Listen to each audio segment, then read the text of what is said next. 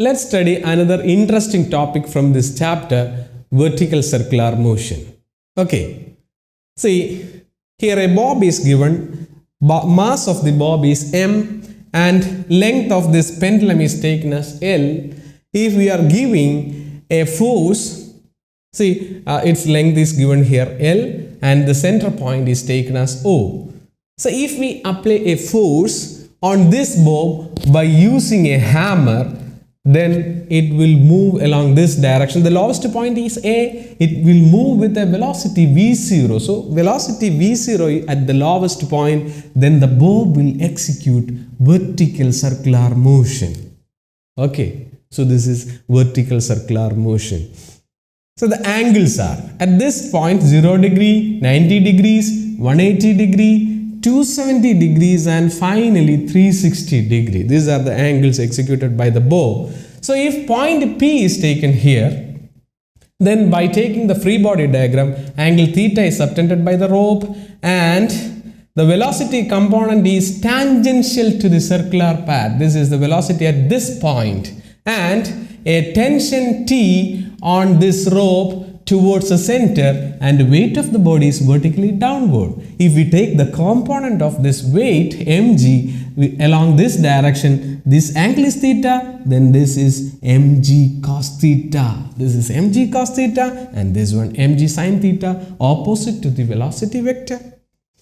Then see net force, net radial force is T minus mg cos theta, T along this direction and mg cos theta opposite to the tension. So net force is centripetal force. What is the equation for centripetal force? Which is mv square by r, right? So mv square by r is equal to T minus mg cos theta. That is the final equation. Okay, mv square by L. Here we take radius of the circle as length of the pendulum, that is mv square by L is equal to T minus mg cos theta. That's a final equation. Or tension is equal to mv square by L plus mg cos theta. Say if the velocity is minimum, it will oscillate just like this. So this is simple harmonic motion. Okay, with sufficient velocity it may reach up to 90 degree. Again you increase the velocity, then it will reach here. Okay, it may move like this. With a minimum velocity, tension on the string is 0, then the bob will move just like a projectile. So say parabolic path, it will move like this. Okay, so this is the motion of the bob. With sufficient velocity, with the velocity which is taken as root 5 gr, later it can be derived from this equation. So if we are giving a velocity, so minimum initial velocity to complete the vertical motion is v0. So initial velocity at the point A, that means the lowest point velocity was v0. That minimum velocity is required to complete the vertical circular motion. That is very important. Okay. Say with a velocity v0, it will execute the complete circular motion. At this point, angle is 180 degree. So the equation becomes mv square by L plus mg cos 180. What is cos 180? Cos 180 degree is minus 1. So the equation becomes mv square by L minus mg.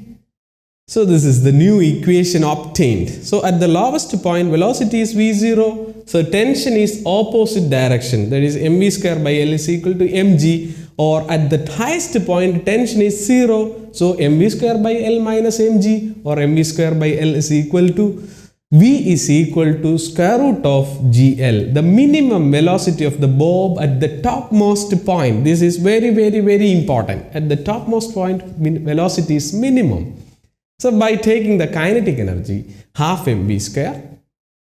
So the total potential energy is taken as mg into 2L. This is the height. So mg into 2L. By taking the law of conservation of energy, we can take total energy at the lowest point is equal to total energy at the highest point. So that half mvo square, that's the lowest point velocity vo. So half mvo square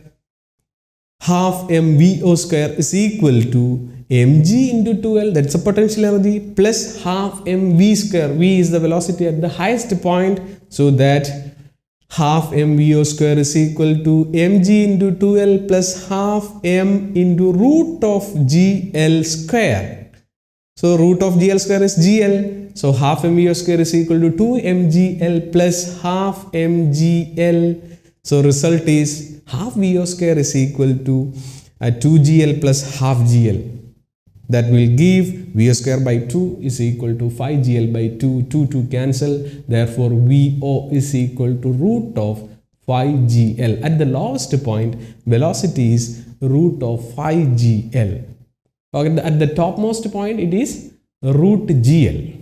So these are the important points. This is the final result in your text. So at the lowest point, velocity is root of 5rg. It is taken as root of 5gl. So radius of the circular path is r or l. Okay. And at this point, this is point A and this point is taken as B, and this point can be taken as M, that is a midpoint. At the midpoint, by taking the same equation, we get root of 3gl, root of 3gl velocity at the midpoint.